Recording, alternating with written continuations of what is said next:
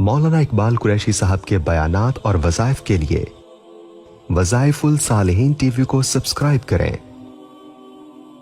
वनसल्ली अला रसूलिहिल करीम अम्मा बाद फ़अऊज़ु बिल्लाहि मिनश्शैतानिर रजीम बिस्मिल्लाहिर रहमानिर रहीम। 25वां पारा इलैहि युरद्दु इल्मुस्साअ। आज हमारे दरस कुरान का तफसीर का हिस्सा है। सूरह हामीम सजदा कुरान हकीम की उन सूरतों में से है जिनको अल्लाह रब्बुल इज़्ज़त ने बहुत शर्फ अता फ़रमाया, और ये 7 सूरतें हैं जो हामीम से शुरू होती हैं और इनको इस्लाम में हवामीम सबआ कहा जाता है। हज़रत इब्न मसऊद रज़ी अल्लाह ताला अन्हु का फरमान है, कुरान हकीम की ज़ीनत हुसन इन 7 सूरतों के अंदर है। हज़रत इब्न अब्बास रज़ी अल्लाह ताला अन्हु फरमाते हैं, हर चीज़ का मगज़ होता है, जैसे इबादत का मगज़ दुआ है, अद्दुआ मुखुल इबादा। इसी तरह कुरान हकीम का दिल सूरह यासीन है, लेकिन कुरान हकीम का मुख जो है, मगज़ जो है, पूरे कुरान पाक का जो खुलासा है वो इब्न अब्बास मुफस्सिर उम्मत फरमाते हैं सूरह हवामीम है, जो सूरह हामीम से शुरू होती हैं। अगर इंसान कुरान हकीम का खुलासा समझना चाहे तो इन सूरतों को याद कर ले, तर्जमा इनका पढ़ ले। ये सूरतें 7 हैं और लाइन पर हैं, और ये शान नज़ूल के एतबार से भी इसी तरतीब से नाजिल हुई, और कुरान हकीम के अंदर भी मुसहफ़ उस्मानी के अंदर सैयदना उस्मान बिन अफ़्फ़ान रज़ी अल्लाह ताला अन्हु ने इसी तरतीब से इनको रखा और तिलावत किया, जिनमें सबसे पहले सूरह मोमिन, फिर हामीम सजदा, और फिर उसके बाद सूरह शूरा, सूरह ज़ुख़रुफ़, सूरह दुखान, सूरह जासिया और फिर सूरह अहकाफ़। ये अल्लाह रब्बुल इज़्ज़त के यहाँ बड़ी शान वाली सूरतें हैं।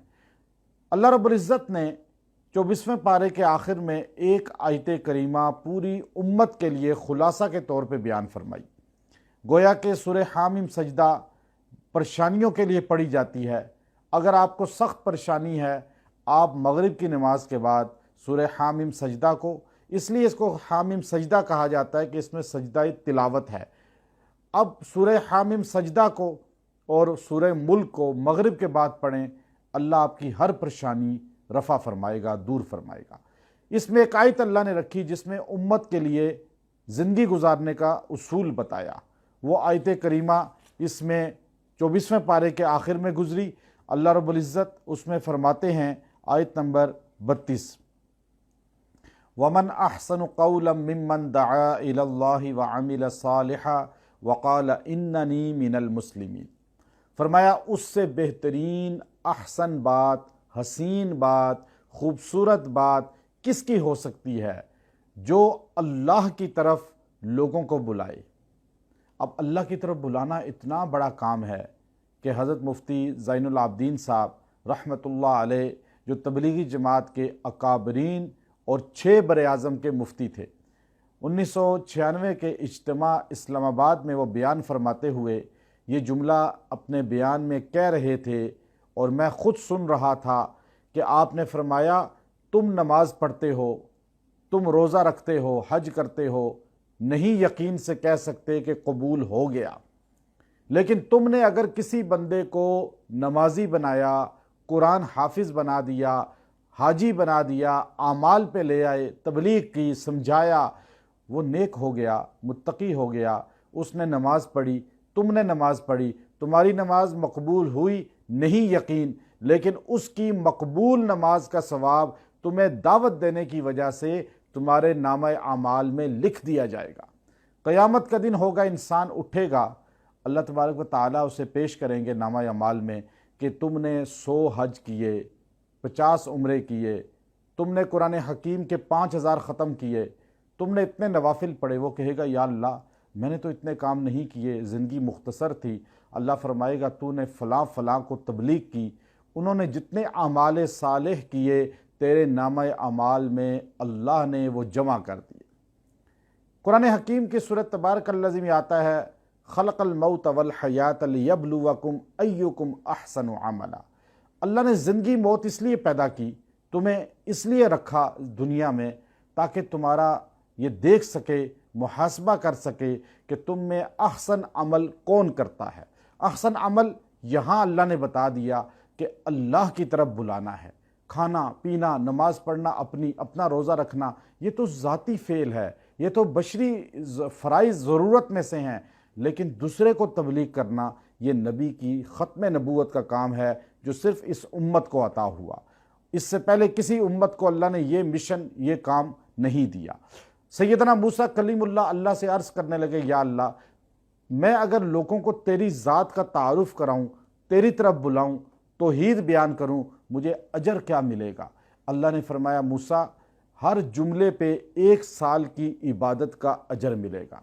تو اس لیے اللہ نے فرمایا وَعَمِلَ صَالِحًا، خود بھی اعمال صالحہ کرتا ہے، لوگوں کو بھی اللہ کی طرف بلاتا ہے۔ اب اعمال صالحہ خود نہیں کرتا لیکن تبلیغ کر رہا ہے، تو کیا یہ بندہ تبلیغ نہ کرے؟ نہیں۔ لِمَ تَقُولُونَ مَا لَا تَفْعَلُونَ جو قرآن نے کہا، اس کا یہ مطلب نہیں ہے کہ خود عمل نہیں کرتے اور دوسروں کو تبلیغ کر رہے ہو۔ تو اس کا مطلب ہے علماء جو ہے اتنے صاحب حیثیت نہیں ہوتے، زکوٰۃ نہیں دیتے، تو وہ تبلیغ کرنا، وہ زکوٰۃ کی چھوڑ دیں۔ جو حج نہیں کر سکتے علماء، وہ حج کی تبلیغ چھوڑ دیں۔ جو گناہ گار ہے وہ اپنے گناہ پہ استغفار بھی کرے اور دعوت بھی دے، انشاءاللہ اچھائی کی دعوت سے اللہ اس کو بھی توفیق صالح اعمال دے دے گا۔ آگے فرمایا، لوگ اگر اس کی وجہ سے بیان اس کا بہت سنتے ہیں، لوگ اس کی جو ہے بات کو قبول کرتے ہیں، اسے اللہ نے عزت دے دی پھر لوگوں میں، تو وقال اننی من المسلمین، وہ یہ نہ کہے کہ میں کوئی بہت بڑا آدمی ہوں کہ میری بات ہر بندہ سنتا ہے، میری بات پہ لبیک کہتا ہے، بلکہ کہ میں بھی ایک عام مسلمان ہوں۔ اللہ خاتمہ بھی ایمان کر دے، یہ یہاں اللہ نے صاف فرمایا۔ آگے دیکھیے آیت جو 25ویں پارے کی پہلی آیت ہے، الیہ یرد علم الساعہ، الیہ یرد علم الساعہ، آپ قیامت کے علم کے متعلق جو ہے یہ حوالہ مانگتے ہیں آپ سے۔ اللہ رب العزت نے فرمایا وَيَوْمَ يُنَادِيهِمْ أَيْنَ شُرَكَائِي، میں ان سے قیامت کے دن پوچھوں گا۔ ابھی تو بار بار کہہ رہے ہیں متی الساعہ، قیامت کب آئے گی، ان کنتم صادقین، اگر آپ سچے ہیں، ہر نبی کو کہتے رہے، تو آپ ان سے کہیں وَيَوْمَ يُنَادِيهِمْ أَيْنَ شُرَكَائِي قَالُوا آذَنَّاكَ مَا مِنَّا مِن شہید، بتاؤ کدھر ہیں وہ تمہارے مشکل کشا، کدھر ہیں وہ حاجت روا جن کی تم دستگیری کہتے تھے، جن کو داتا کہتے تھے، جن کو تم کہتے تھے ہماری مرادیں پوری کرتے ہیں، ہمارا بیڑا پار کر دیں گے۔ تو اس وقت یہ کہیں گے اگلی آیت میں وَضَلَّ عَنْهُمْ مَا كَانُوا يَدْعُونَ مِن قَبْلُ، اے اللہ وہ سارے بھاگ گئے جن کو ہم دنیا میں پکارتے تھے، وہ سارے آج لائن میں لگے ہوئے ہیں، سارے اپنا حساب کے چکروں میں ہیں۔ کہاں کوئی کسی کو پوچھتا ہے جب زلزلہ آتا ہے، جب ایسے حالات آتے ہیں، کرونا حالات آئے، کیسے لوگ تتر بتر ہو گئے، تو وہاں حشر میں کیسے وہ پوچھیں گے؟ اللہ نے یہاں اس کا نقشہ کھینچ دیا، ہمیں بتا دیا۔ اور اس کے بعد آپ دیکھیے اس کی آیت نمبر 53، سَنُرِيهِمْ آيَاتِنَا فِي الْآفَاقِ وَفِي أَنفُسِهِمْ حَتَّى يَتَبَيَّنَ لَهُمْ أَنَّهُ الْحَقُّ، ہم تمہیں کائنات کی، فلکیات کی قدرت اپنی دکھائیں گے، تم پہ نشانیاں ظاہر کریں گے۔ اب یہ آیت جب اتری، اس وقت تو اونٹوں کا دور تھا، گدوں خچروں کا دور تھا۔ انسانیت یاد رکھیں، سائنس قرآن نے بتائی ہے، سائنس کا مطلب ہے توڑنا، سائنس کا مطلب ہے توڑنا کسی چیز کو۔ جو سورج کی عبادت کرتے تھے، جو چاند کی عبادت کرتے تھے، ستاروں کی عبادت کرتے تھے، جو درختوں کی عبادت کرتے تھے، گائے کی عبادت کرتے تھے، وہ کہاں ان کو توڑ کے اس کے اندر تحقیق کر سکتے تھے؟ قرآن نے بتایا حاجت روا اللہ ہے۔ پھر قرآن کی آیت سائنس کا اصل ماخذ ہے، پوری سائنس اس آیت کے اندر ہے کہ ہم تمہیں کائنات کے اندر اپنی نشانیاں دکھائیں گے۔ اس وقت کسی نے سوچا ہی نہیں تھا، آہستہ آہستہ ترقی کی، یہ وقت آ گیا کہ آج کہا جاتا ہے چاند پہ چلا گیا انسان، مریخ پہ چلا گیا، فلاں جو ہے سیارے پہ پہنچ گیا۔ اتنے سیارے ہیں، اتنے ستارے ہیں، اتنے فلکیات کا نظام ہے، یہ سب ترقی سائنس کی، ٹیکنالوجی کی، یہ سب اللہ کہتا ہے میں تم پہ کھولوں گا، تم اور ترقی کرو گے، تم میری قدرت کو پہچانو، نہ کہ میرے باغی بن جاؤ۔ ایک جرمنی کے بہت بڑے اسکالر نے، میں ساؤتھ افریقہ کے وہ کیپ ٹاؤن سے پہلے ایک غار ہے جس کے بارے میں مشہور ہے، 14 لاکھ سال پرانا ہے، میں اس غار میں بائی روڈ پہنچا اپنے احباب کے ساتھ، رات وہاں قیام کیا، یہودیوں کی بستی ہے، پھر ہم وہاں پر غار میں چلے گئے اور وہاں پر اندر پورا شہر تھا کا جی 14 لاکھ سال پرانا، اور اس میں چٹانوں سے اندازہ بھی ہو رہا تھا بہت پرانا ہے۔ لیکن ایک جرمنی کے بہت بڑے اسکالر نے آرٹیکل لکھا کہ انسان اس جہان کا بندہ نہیں ہے، دنیا کا باسی نہیں ہے، باقی ساری مخلوقات اسی دنیا کی باسی ہیں، چاہے وہ جن ہیں، چاہے وہ پرندے ہیں، چاہے وہ درندے ہیں، چاہے وہ جنگلوں کے جانور ہیں، حشرات الارض ہیں، وہ سارے اسی زمین کے باسی ہیں، اصل ہیں، مقامی ہیں، لیکن انسان یہاں خارجی ہے، باہر سے آیا ہے۔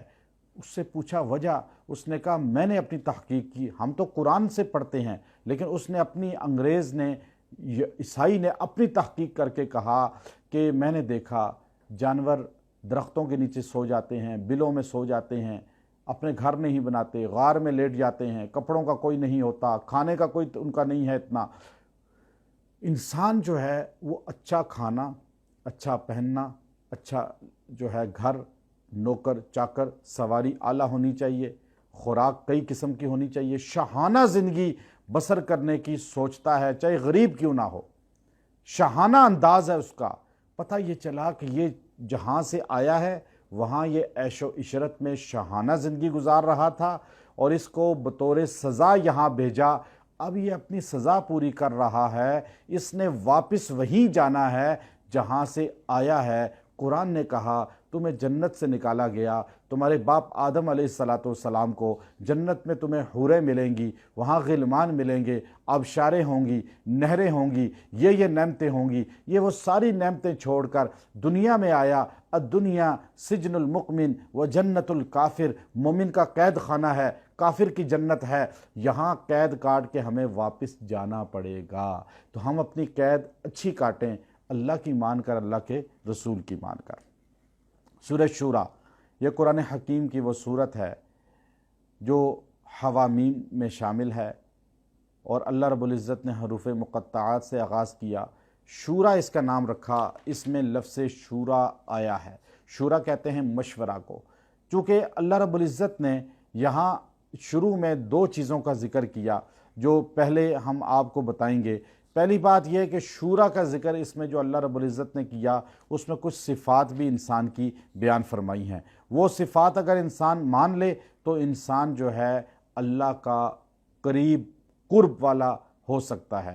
پہلی چیز اللہ نے یہ آیت نمبر 20 میں بتائی، من کان یرید حرث الآخرۃ نزد لہ فی حرثی، جو انسان آخرت کی کھیتی بوتا ہے اس کو پاتا ہے، ترقی کرتا ہے، آخرت کے لیے جو اعمال کرتا ہے۔ ومن کان یرید حرث الدنیا، جو دنیا کے لیے اعمال کرتا ہے، نؤتیہ منہا، اسے دنیا تو مل جائے گی، وما لہ فی الآخرۃ من نصیب، پھر آخرت میں اسے کوئی حصہ نہیں ملے گا۔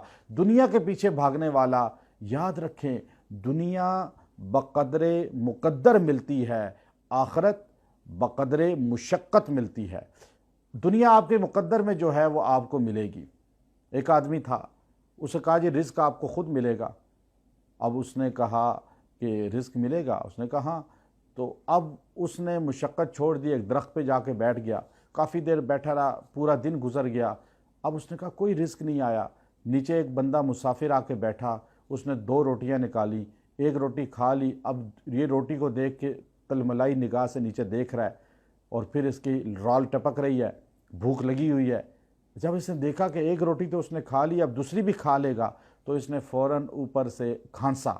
تو اس نے کہا کون ہے؟ کہا میں انسان ہوں، بھوکا ہوں۔ اس نے کہا چلو یہ روٹی کھا لو۔ اس نے روٹی کھانے کے بعد کہا رزق تو ملتا ہے مقدر کا، لیکن کھانسنا پڑتا ہے، کھانسنا پڑتا ہے، کوشش کرنی پڑتی ہے، لیکن ملتا مقدر کا ہے۔ غریب آدمی بوریاں اٹھا اٹھا کے رات کو 1000 روپیہ لے کے جاتا ہے، اور امیر آدمی کرسی پہ بیٹھ کے فون کے ذریعے کروڑ روپیہ کما لیتا ہے۔ تو مقدر ہے، مشقت نہیں ہے دنیا، اور دین مشقت ہے۔ آپ عالم کا بیٹا ہے، محنت نہ کرے عالم نہیں بنے گا۔ پیر صاحب کا بیٹا پیر نہیں بن سکتا جب تک وہ اپنے اندر وہ دین اور وہ صلاحیت پیدا نہ کرے۔ حافظ کا بیٹا مشقت اٹھائے گا تو حافظ بنے گا، لیکن مالدار کا بیٹا بغیر محنت کے بھی مالدار بن سکتا ہے۔ دنیا مقدر سے ہے، اور دین اور آخرت میں उस आदमी को हिस्सा मिलेगा जो दुनिया के साथ आखिरत को भी रखेगा। वमा लहू फिल आखिरत मिन नसीब, दुनिया के पीछे भागने वाले को आखिरत से कुछ नहीं मिलेगा। आगे अल्लाह रब्बुल इज़्ज़त ने इसी में इरशाद फरमाया, ये आयत नंबर 27, वलौ बसतल्लाहु रिज़्क़ लिइबादिही, अगर हम अपने बंदों पे रिज़्क वसी कर दें, खोल दें, हर बंदे के पास रिज़्क रिज़्क रिज़्क, पैसा, हर चीज़ के अंबार, सोना चांदी, गाड़ियाँ, नौकर चाकर, लबगौ फिल अर्ज़ी, तो बागी हो जाएं ज़मीन पर, सरकश हो जाएं। देखते नहीं जुम्मा जुम्मा जिनको माल मिला होता है उनके बच्चे किस तरह आवारगी में फिरते हैं। हम बाहर मुल्कों में देखते हैं जो हमारे पाकिस्तानी हैं उनके बच्चे अक्सर बिगड़ जाते हैं, वो अंग्रेज़ और सऊदी बनने की कोशिश करते हैं, कतरी बनने की कोशिश करते हैं, चूँकि पैसा उनके पास अचानक आया होता है। यहाँ जो ज़मीनें बेच के एकदम मालदार होते हैं, उनके औलाद को कभी चेक करें, देखें कैसे बागी हुए हैं, तरबियत ही नहीं होती। तो तरबियत असल चीज़ है। आगे फरमाया, वलाकिन युनज़्ज़िलु बिक़दरि मा यशा, हम उनको उतना देते हैं जिनकी उनकी इस्तिताअत है। हम उन्हें देखते हैं, किसी को माल ना दे के अल्लाह उसको फ़ायदा देना चाहते हैं, किसी को देकर अल्लाह फरमाते हैं मुझे पता है किसको कितना देना है, किसको नहीं देना। ये अल्लाह रब्बुल इज़्ज़त का अपना निज़ाम है। वमा असाबकुम, आयत नंबर 30, वमा असाबकुम मिन मुसीबतिन फबिमा कसबत ऐदीकुम व यअफु अन कसीर, तुम्हें जो बीमारियां आती हैं, परेशानियां आती हैं, आफात आती हैं, ये तुम्हारे आमाल की वजह से है। नीचे से जैसे आमाल ऊपर जाते हैं, आसमान से वैसे फ़ैसले नीचे आते हैं। नीचे से आमाल जाएँ बदकारी, ज़िना, शराब, गाना, मौसीकी, फ़िस्क़ व फ़जूर के, और ऊपर से फ़ैसले आएँ बारिशों के, रहमत के, तरक्की के, इज़्ज़त के। हो सकता है अल्लाह के रसूल ने फरमाया जैसे नीचे से अमाल जाते हैं वैसे ऊपर से फ़ैसले ज़मीन पर आते हैं। सहाबा के दौर में क्यों फतूहात थी, अमाल साले जाते थे, फ़ैसले उनकी मर्ज़ी के आते थे। आज हमारे अमाल हमारे मर्ज़ी के जाते हैं तो फ़ैसले फिर अल्लाह के मर्ज़ी के आते हैं। आगे अल्लाह रब्बुल इज़्ज़त ने इरशाद फरमाया, फ़मा ऊतीतुम मिन शैइन फ़मताउल हयातिद दुनिया, आयत नंबर 36, कि बेशक जो तुम्हें हमने दी है ये सिर्फ दुनिया की ज़िंदगी है, दुनिया की ज़िंदगी। वमा इंदल्लाहि खैरुम व अबका, जो कुछ तुम्हें दिया है ये दुनिया की ज़िंदगी का है, माल है, ज़मीनें हैं, घर हैं, जितना कुछ तुम्हारे पास है, गाड़ियाँ हैं, रुतबा है, वज़ीर हो, ये दुनिया की ज़िंदगी तक है। आज भूल गए कौन था मुग़ल बादशाह, कौन थे तातारी, कौन थे मंगोल, कौन थे बनु उमैया, कौन थे बनु अब्बास, कहाँ गया सिकंदर मिर्ज़ा, कहाँ गया पाकिस्तान के अंदर मुक्का लहराने वाला, सारे ख़त्म हो गए और हो जाएंगे। वमा इंदल्लाहि खैरुम व अबका, जो अल्लाह के पास है वो इससे बहुत बेहतर है। व अबका, मौत नहीं है, हमेशा बका है, वहाँ पर हमेशा हमेशा की ज़िंदगी है। हज़रत अमर बिन आस रज़ी अल्लाह तआला अन्हु मिस्र फ़तह किया, तो मिस्र फ़तह करने के बाद चूँकि बहुत फतूहात हुई थी, तो ये आयत पढ़ते हुए गए ये सब दुनिया है, फ़ानी है, आखरत बका है। यह आयत उस वक़्त आपने ऊंची आवाज़ से तिलावत की, फ़ातिह मिस्र अमर बिन आस रज़ी अल्लाह तआला अन्हु ने। आगे अल्लाह रब्बुल इज़्ज़त ने फरमाया कि आयत नंबर 38, वल्लज़ीना इस्तजाबू लिरब्बिहिम व अक़ामुस्सलाह, वो लोग जो अल्लाह का हुक्म मानते हैं, नमाज कायम करते हैं, व अमरुहुम शूरा बैनहुम, और आपस में मशावरत से फ़ैसले करते हैं। याद रखें फ़ैसले मशावरत से होंगे, अल्लाह का अज़ाब टल जाएगा। मशवरे की वजह से जो है जो कैदी थे बदर के, उनके मामले को अल्लाह ने कैसे बयान किया कि अल्लाह ये चाहता था जो उमर रज़ी अल्लाह की राय थी, लेकिन हजूर और अबू बकर सिद्दीक़ की और कसीर की राय की वजह से, मशवरे की वजह से अल्लाह ने अताब नहीं किया, अताब से बचा लिया। हजूर अलैहिस्सलाम ने फरमाया मेरे 4 मशीर हैं, 2 ज़मीन पर, 2 आसमान पे। ज़मीन पे अबू बकर उमर और आसमान पे जिब्राईल और मिकाईल अलैहिस्सलाम। आप मेराज की रात हर बात में जब आपको शराब और दूध में ऑप्शन दिया गया कि आप जो मर्ज़ी ले लें, तो आपने अपने मशीर से पूछा तो जिब्राईल अलैहिस्सलाम ने फरमाया दूध ले लें, अगर आप शराब को पकड़ लेते आपकी उम्मत गुमराह हो जाती। हजूर अलैहिस्सलातु वस्सलाम ने फरमाया वशाविरहुम फिल अम्र, ये कुरान की आयत, کہ مشورہ کرو۔ آج ہمارے یہاں استخارہ پہ زور دیا جاتا ہے، فلاں استخارہ کر، میرے پاس لوگ آتے ہیں جی حضرت استخارہ کر دیں۔ استخارہ کی حیثیت ہے، لیکن حضور نے کہیں نہیں کہا کہ بھائی مجھ سے استخارہ کرا لو، یا صحابہ نے حضور سے استخارہ کرایا ہو۔ حضور نے فرمایا استخارہ کرو، لڑکی نے رشتے کا کرنا ہے تو خود اپنا کرے، لڑکے نے کرنا ہے خود کرے، ماں لڑکی کے لیے نہ کرے، ماں لڑکے کے لیے نہ کرے، تجارت کے لیے کرنا ہے خود کریں اپنے لیے استخارہ، نہ لوگوں کو فون کر کے کہیں، نہ ادھر ادھر اس کا چرچا کریں، استخارہ خود کریں۔ اور استخارے کی ثانوی حیثیت ہے، پہلے حیثیت مشورے کی ہے، قرآن میں سورہ شورا آئی ہے۔ مشورہ کرنے کے بعد تبصرہ نہیں کرنا کہ جی یہ کرنا چاہیے تھا، بس جو مشورے میں طے ہو گیا اس پہ عمل کریں، یہ اصل چیز ہے۔ حضور نے فرمایا جو مشورہ کرتا ہے وہ کبھی نقصان نہیں اٹھاتا، تو اس لیے مشورے کی بڑی فضیلت ہے۔ اور آپ رشتے کے معاملات میں استخارہ سے زیادہ مشورے پہ حیثیت دیا کریں۔ وہ کہتے ہیں جی استخارہ ٹھیک نہیں آیا، بہت سے رشتے ایسے ضائع ہو جاتے ہیں، لڑکیاں بیٹھی رہتی ہیں گھروں میں، یہ ظلم ہے۔ استخارہ کون سا، آپ نبوت کے مقام پر ہیں کہ آپ کو خواب صحیح نہیں آیا اور آپ جو ہے نا ایسے رشتے انکار کری جا رہے ہیں، یہ غلط ہے۔ میں منع کرتا ہوں بہت سے خاندانوں کو اس چیز سے، استخارہ نہ کریں۔ اگر کرنا بھی ہے تو 2 رکعت استخارہ پڑھ کے دعا پڑھ کے سو جائیں، خواب میں نہ بھی آئے کوئی چیز، دل مطمئن ہے تو آپ اوکے کر دیں، اگر کوئی پاک چیز آتی ہے پھر بھی ہاں کر دیں، کیونکہ وہ اللہ کی طرف سے میسیج ہے۔ دل کا مطمئن ہونا بھی میسیج ہے، خواب نہ بھی آئے، لیکن پھر بھی اس سے زیادہ حیثیت مشورے کی ہے کہ آپ 2-3 محلے والوں سے، خاندان والوں سے مشورہ کریں، وہ کہیں جی اچھے لوگ ہیں تو آپ اللہ کا نام لے کے اوکے کر دیں، یہ ہو جائے گا انشاءاللہ۔ اس کو اللہ نے فرمایا، اور پھر آگے اللہ فرماتا ہے کہ اس پر آپس میں ڈٹ بھی جاؤ، فَإِذَا عَزَمْتَ فَتَوَكَّلْ عَلَى اللَّهِ، جب مشورہ کر لو پھر اس پہ ڈٹ جاؤ اللہ پہ بھروسہ کر کے، یہ نہیں کہ پھر رونا شروع کر دو، ادھر ادھر باتیں شروع کر دو، یہ بھی اللہ نے منع فرمایا۔ اب آپ دیکھیے سورہ شورا کی آخری آیت جو ہے، اس میں ایک اشکال ہے اکثر اہل سنت میں ہوتا، کہ آیت نمبر 51 وَمَا كَانَ لِبَشَرٍ أَن يُكَلِّمَهُ اللَّهُ إِلَّا وَحْيًا أَوْ مِن وَرَاءِ حِجَابٍ، کہ نہیں کوئی اللہ کو دیکھ سکتا بشر ان آنکھوں سے، یا پردے میں یا وحی کے ذریعے۔ حضرت موسیٰ علیہ السلام نے کلام کیا، تو بات یہ ہے، امام احمد بن حنبل رحمۃ اللہ علیہ سے کسی نے پوچھا کیا معراج کی رات رسول اللہ صلی اللہ علیہ وسلم نے اللہ کو دیکھا؟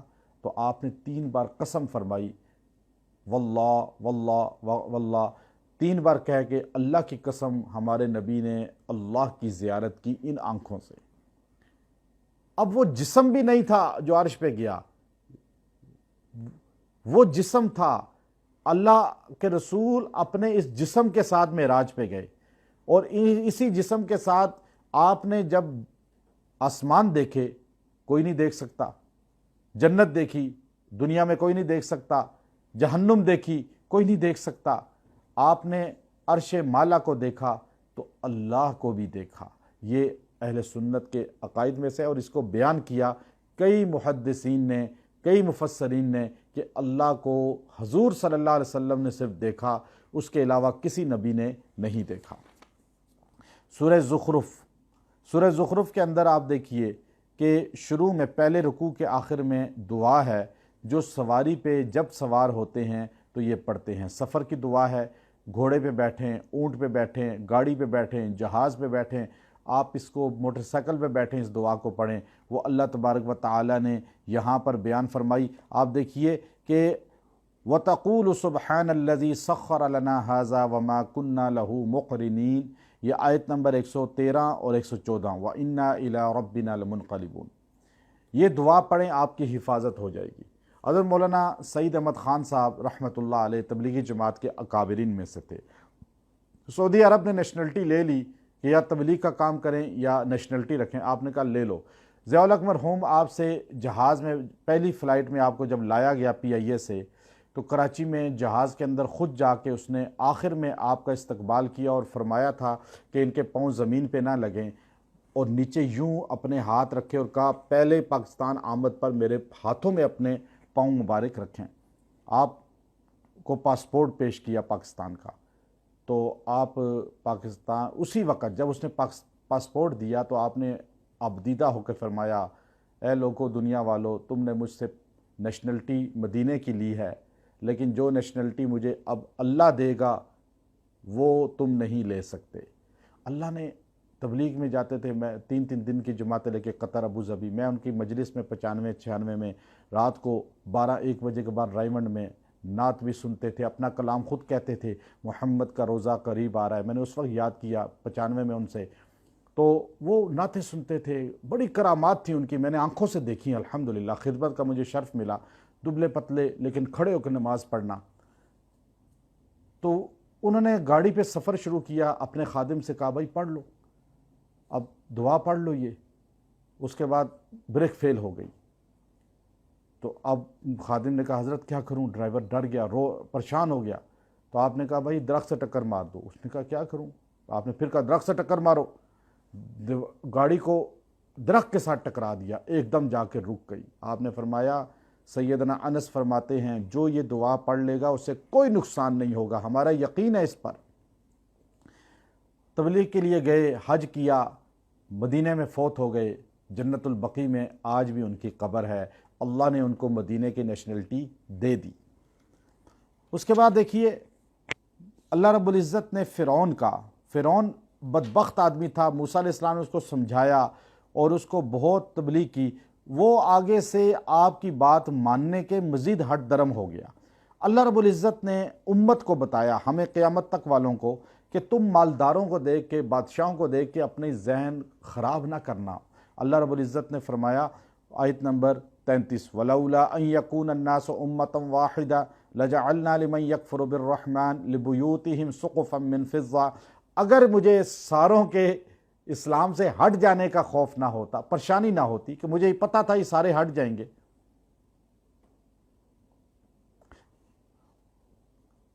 وَلَوْلَا أَن يَكُونَ النَّاسُ أُمَّةً وَاحِدَةً، یہ آیت اب دیکھیے، اللہ فرماتے ہیں اگر مجھے تمہارے بھٹک جانے کا نہ ہوتا تو میں کافروں کے دیواروں کو سونے کی بنایا تھا، دروازے چاندی کے ہوتے، پردے ان کے ریشم کے لٹک رہے ہوتے، اور وَسُرُرًا أَبْوَابًا وَسُرُرًا، اب ان کے چاندی کے دروازے ہوتے اور چاندی کے ان کے تخت ہوتے، علیہا یتکئون، جس پہ بیٹھے، وزخرفا، اور ہر خوبصورتی گھر میں ہوتی، لیکن تم سارے گمراہ ہونے کا مجھے خدشہ تھا، میں نے ان کو اس لیے اتنی نہیں دی۔ اب کافر کے پاس دولت دیکھ کر للچائی نظر سے نہ دیکھیں، کافروں کی تعریف نہ کریں۔ حدیث میں آتا ہے جو کسی کافر کی تعریف کرتا ہے عرش مالا بھی غصے سے جھومتا ہے، اللہ کے دشمن کی تعریف کر رہا ہے تو اس لیے اللہ نے یہاں اس کو بیان کیا۔ وہ قیامت کا دن ہوگا، فرعون کو اللہ رب العزت جو ہے ایک مہلت دی ہے، قیامت تک اس کا جسم محفوظ کر دیا، لیکن یہاں پر وَلَن يَنفَعَكُمُ الْيَوْمَ اِذْ ظَلَمْتُمْ أَنَّكُمْ فِي الْعَذَابِ مُشْتَرِكُونَ، یہ اس بندے کے متعلق فرمایا جو آج دنیا میں غلط سوسائٹی میں بیٹھتا ہے، اس کے متعلق اس سے پیچھے فرمایا وَمَن يَعْشُ عَن ذِكْرِ الرَّحْمَنِ نُقَيِّضْ لَهُ الشَّيْطَانَ فَهُوَ لَهُ قَرِينٌ، جب کوئی اللہ کو چھوڑ دیتا ہے، ذکر الہی کو چھوڑ دیتا ہے، تابعداری کو چھوڑ دیتا ہے، تو پھر اللہ تعالیٰ اس کے ساتھ کیا سلوک کرتے ہیں کہ اس کا شیطان دوست بنا دیتے ہیں۔ انسانوں میں بھی شیطان ہے، من الجنۃ والناس، جنات بھی شیطان اس کے اوپر مسلط ہو جاتے ہیں اور پھر اس کو گمراہ کرتے ہیں، اور پھر دوست بھی اس کے شیطان ہو جاتے ہیں، حتیٰ اذا جاءنا قال یا لیت بینی و بینک بعد المشرقین، قیامت کے دن عذاب کو دیکھ کے کہے گا ہائے اللہ، کاش میرے اور ان دوستوں کے درمیان مشرق اور مغرب جتنا فاصلہ ہوتا، دوری ہوتی۔ وَلَن يَنفَعَكُمُ الْيَوْمَ، لیکن اس دن یہ باتیں کچھ کام نہیں آئیں گی۔ آج اگر یہ ان دوستوں کو چھوڑ دیتا تو اللہ کے ہاں کامیاب ہو جاتا۔ اس لیے اگلی آیت میں فرمایا، آیت نمبر آپ دیکھیے، الْأَخِلَّاهُ يَوْمَئِذٍ بَعْضُهُمْ لِبَعْضٍ عَدُوٌّ إِلَّا الْمُتَّقِينَ، اس دن ساری دوستیاں دشمنی میں بدل جائیں گی، سارے دوست دشمن ہو جائیں گے، إِلَّا الْمُتَّقُونَ، لیکن جو دنیا میں نیک، متقی، پرہیزگار، نمازی دوست تھے وہ وہاں بھی دوستی نبھائیں گے۔ فرعون جو تھا وہ بدبخت آدمی تھا، اس نے آیت نمبر آپ دیکھیے 49 وَقَالُوا يَا أَيُّهَا السَّاخِرُ ادْعُ لَنَا رَبَّكَ بِمَا عَهِدَ عِندَكَ، اب وہ جب پریشانی میں اس پہ آتی، تکلیف آتی، تو موسیٰ علیہ السلام سے کہتا ہے آپ جادوگر ہیں، اپنے رب سے دعا کریں ہمیں اس تکلیف سے نکالے۔ فَلَمَّا كَشَفْنَا عَنْهُمُ الْعَذَابَ، جب عذاب ہٹاتے پھر بدبختی میں پڑ جاتا، پھر وہ جب پریشانی میں آتا تو آپ سے دعا کراتا، اور پھر آخر ایک دن اس نے جب دیکھا کہ لوگ اس طرف جا رہے ہیں، موسیٰ علیہ السلام کا کلمہ پڑھ رہے ہیں، تو وَنَادَى فِرْعَوْنُ فِي قَوْمِهِ، اس نے اپنی قوم کو پکار کر کہا، یا قوم الیس لی ملک مصر، کیا یہ ملک میرا نہیں ہے مصر کا، وَهَٰذِهِ الْأَنْهَارُ تَجْرِي مِن تَحْتِي، یہ نہریں یہ دریا یہ سب میرے نہیں ہیں، افلا تبصرون ام انا خیر من ھذا الذی هو مہین، بتاؤ تو صحیح میں بادشاہ فرعون افضل ہوں یا یہ نعوذ باللہ مہین؟ موسیٰ علیہ السلام کو نعوذ باللہ نقل کفر نباشت مہین کہا، ذلیل کہا۔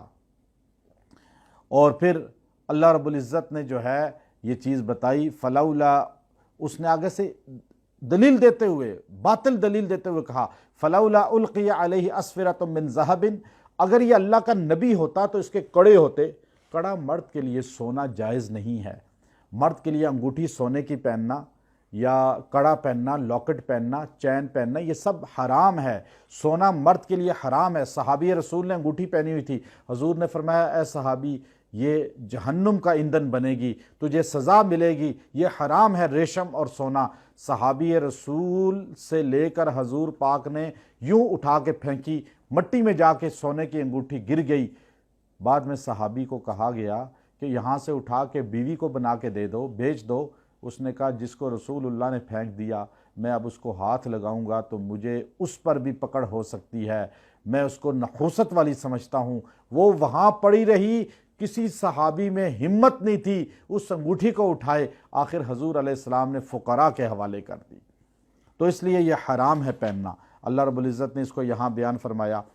آگے سورہ دخان، یہ سورہ دخان یہ جو مردے ہوتے ہیں ان کے لیے پڑھی جاتی ہے، لیکن زیادہ تر یہ جو لوگ نزع کی کیفیت میں ہیں، جن کی روح نہیں نکلتی، آکسیجن پر ہوتے ہیں اور ہاسپٹل میں یا گھر میں تڑپ رہے ہوتے ہیں، آپ ان کے سامنے اس سورت کو تلاوت کریں اونچی آواز سے 3 بار کم از کم، انشاءاللہ ان کی روح نکلنے میں ایک دم سہولت ہو جائے گی۔ اس کے اندر دخان لفظ آیا، یہ کافروں کے لیے، کافروں پہ قحط پڑا، اتنا قحط پڑا کہ ان کو دھواں نظر آتا تھا ہر طرف۔ اللہ رب العزت نے اس کو یہاں پر بیان فرمایا، فَارْتَقِبْ يَوْمَ تَأْتِي السَّمَاءُ بِدُخَانٍ مُبِينٍ، اس دن کا انتظار کرتے ہو جس دن تمہیں جیسے آج دخان نظر آ رہا ہے کمزوری کی وجہ سے دھواں اور تم گرنے لگے ہو، تمہیں قیامت کے دن بھی دھواں نظر آئے گا۔ یغشی الناس ھذا عذاب علیم، لوگ اس دن لپیٹ لیے جائیں گے عذاب علیم میں۔ ربنا اکشف عنا العذاب انا مؤمنون، اور لوگ کہیں گے اے اللہ یہ عذاب ہٹا دے جو ہم پہ قیامت کے دن، یہ گرمی، یہ پسینے، تو ہم تیرا ماننے والے بن جائیں گے۔ انا لہم الذکر وقد جاءہم رسول مبین، ایسے ہی تو پہلے نبیوں کو تم نے بولا تھا۔ ثم تولوا عنہ، اور پھر تم نے نبیوں سے جب انہوں نے تمہارے لیے دعا کی، بیماری پریشانی ہٹی تو تم نے پیٹھ پھیر لی۔ وقالوا معلم مجنون، اور ان کو جادوگر کہنا شروع کر دیا۔ اور یہ ان کے اللہ نے پوری صورت کے اندر ان چیزوں کو بیان کیا، اور آخر میں عذاب جہنم کو بیان کیا۔ آخری رکوع کے اندر ان شجرۃ الزقوم، جہنم کے اندر خوراک کھلائی جائے گی، زقوم، تھور ایک درخت ہے، کڑوا، حد درجے دنیا کا کڑوا، وہ ان کو کھلایا جائے گا جب بھوک سے چلائیں گے دوزخ کے عذاب کے بعد۔ اللہ کہے گا طعام الاسیم، گناہ گاروں کو یہ کھلاؤ، یہ کڑوا گندا لیسدار درخت، کالمہل یغلی فی البطون، اور پھر وہ ان کے اندر جا کر ایسے تانبا جیسے پگھلا ہوتا ہے گرم کھولتا، وہ جا کے اندر ایسے ان کی جڑیں آنتڑیں کاٹے گا، کغلی الحمیم، اور اندر جا کے جب ان کو پیاس لگے گی اور پانی مانگیں گے تو اللہ تعالیٰ ان کو کھولتا پانی پلائے گا، کغلی الحمیم، وہ اندر جا کے کھولتا پانی، جہنم کا پیپ والا گندا پانی، وہ اندر آنتڑیں کاٹ دے گا، اور یہ اندر ان کی آنتڑیں وہ باہر نکلنی شروع ہو جائیں گی، اور اس سے بھر جائے گی جہنم کا ایک حصہ۔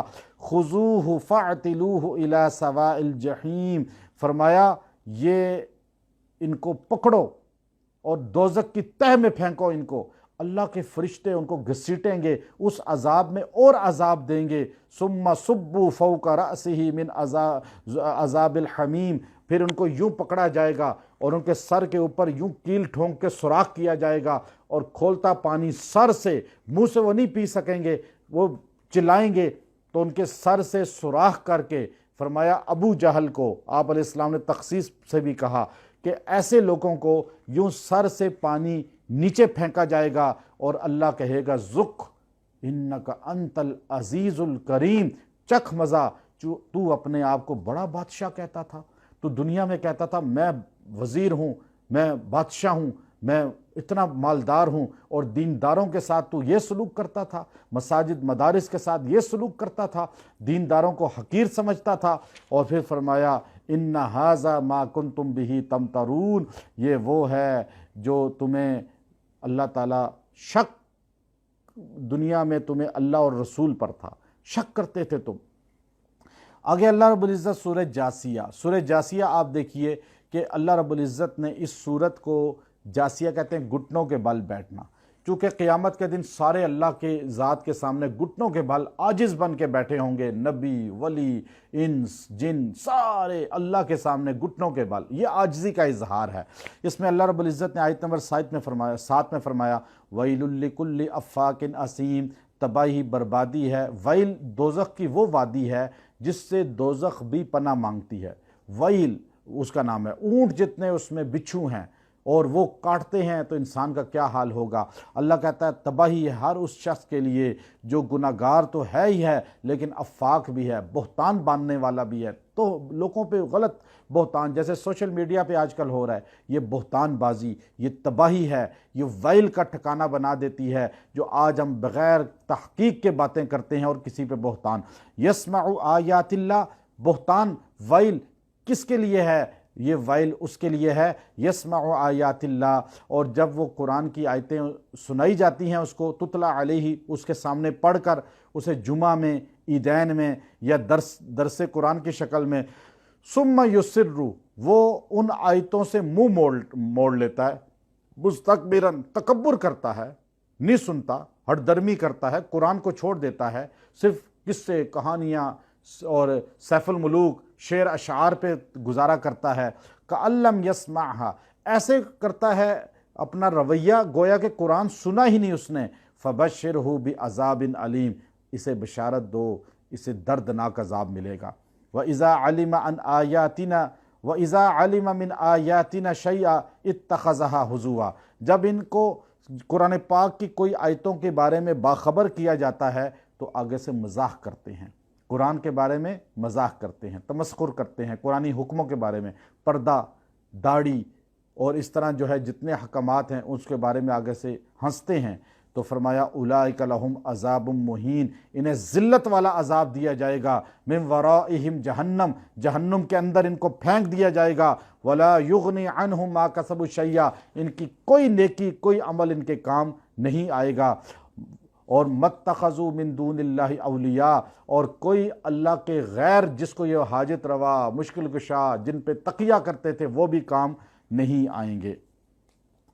اللہ رب العزت نے آگے آپ دیکھیے اس کی جو لفظ استعمال کیا وَتَرَا كُلَّ أُمَّةٍ جَاثِيَةً، آیت نمبر 38، اور تو دیکھے گا ہر امت اس دن، ہر فرد گھٹنوں کے بل ہوگا، كُلُّ أُمَّةٍ تُدْعَى إِلَى كِتَابِهَا، اور سارے جو ہے نامہ اعمال ان کے سامنے لائے جائیں گے، الْيَوْمَ تُجْزَوْنَ مَا كُنْتُمْ تَعْمَلُونَ، ساروں کو ان کے اعمال کا بدلہ دیا جائے گا، هَذَا كِتَابُنَا يَنْطِقُ علیکم بالحق، یہ نامہ اعمال ہیں جو تمہارے اور درمیان فیصلہ کریں گے، اور انا کننا نستنسخ ما کنتم تعملون، اللہ فرماتے ہیں کہ ہم ہر چیز کو لکھتے تھے جو تم منہ سے بولتے تھے۔ پہلے انسان کہتا تھا ہر چیز کرامن کاتبین لکھ رہے ہیں، آج ویڈیو نے، کیسے آڈیو نے اس کو ثابت کر دیا کہ انسان کس طرح ہر چیز محفوظ کر لیتا ہے، محفوظ ہو جاتی ہے تو اللہ کے فرشتے کیوں نہیں محفوظ کر رہے؟ ہماری ایک ایک الفاظ منہ سے نکلا ہوا اللہ کے پاس محفوظ ہے۔ ہمیں منہ سے لفظ نکالنے سے پہلے سوچنا چاہیے کہ ہم جو بول رہے ہیں اس کا حساب دینا ہے، ہمیں اچھے الفاظ بولنے چاہیے اور وہ الفاظ بولنے چاہیے جس پہ قیامت کے دن ندامت نہ ہو، چونکہ ہمارا ہر عمل، ہر الفاظ اللہ کے پاس محفوظ ہے۔ وآخر دعوانا ان الحمد للہ۔ مولانا اقبال قریشی صاحب کے بیانات اور وظائف کے لیے وظائف الصالحین ٹی وی کو سبسکرائب کریں۔